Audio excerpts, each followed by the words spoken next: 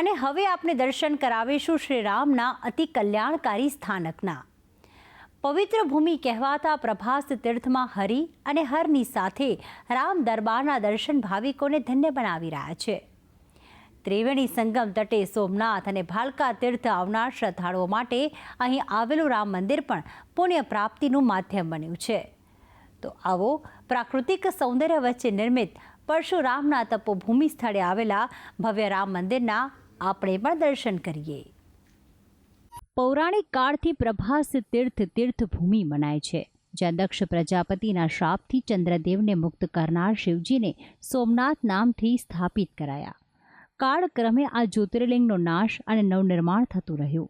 છેલ્લે લોહ પુરુષ સરદાર પટેલના સંકલ્પની સાક્ષી એટલે આજનું પ્રથમ જ્યોતિર્લિંગ સોમનાથ મહાદેવનું મંદિર. તો ભગવાન કૃષ્ણએ માનવ લીલાનું સમાપન કરવા પ્રભાસ તીર્થ પસંદ કરેલું.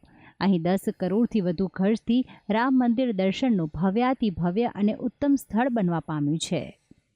જેમ શિવત્વ અને સોમનાથનું મહાત્મ્ય છે, તે જ રીતે ગોકુળ, મથુરા અને દ્વારકા છોડીને અંતિમ સમયે ભગવાન શ્રી કૃષ્ણએ આ જ તીર્થ પસંદ કર્યું.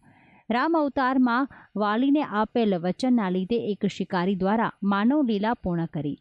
આમ શિવ અને કૃષ્ણના સ્થાનમાં મર્યાદા પુરુષોત્તમ ભગવાન રામનું પણ ભવ્ય મંદિર બન્યું છે, જે હવેથી સોમનાથ આવનાર યાત્રિકો માટે નયન રમ્ય અને દર્શનીય સ્થળ બની રહ્યું છે. સોમનાથ મંદિરથી ત્રિવેણી સંગમ તરફ જતા પરશુરામજીની તપોભૂમિ ગણાતી આ જગ્યા પાસે 10 કરોડથી વધુના ખર્ચે દશેરાના દિવસે જ મંદિર 4 વર્ષ પહેલા ખુલ્લું મુકાયું હતું.